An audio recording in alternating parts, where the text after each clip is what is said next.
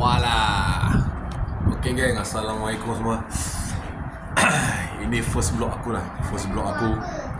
Sekejap, abang ada kerja sikit. Abang tengok je lah sorry Habib, anak aku biasa lah.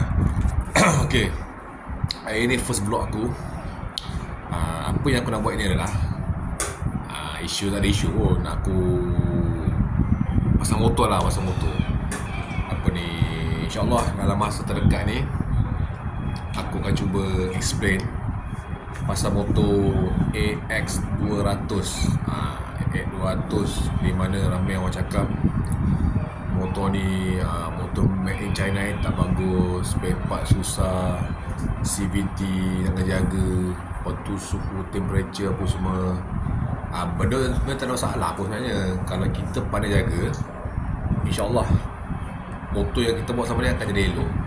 Yang penting pandai jaga, cukup time, service. Okay, aku malah cakap banyak sebab ini first vlog aku.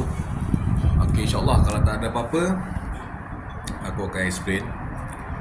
Aku akan buat video kedua pasal motor AX. Kira aku baru nak start ni. Ni sebenarnya aku saja cuba-cuba buat video nak masuk dalam YouTube kan. Mana yang tengok-tengok lah, yang mana yang tak tengok tak apalah, tak kisah pun. Aku cuba nak ceburi bidang baru. Okay, okay lah geng, insyaAllah ada rezeki kita jumpa lagi di masa akan datang. Video yang kedua, ini video first. Video yang kedua aku explain pasal motor. Okay, Assalamualaikum.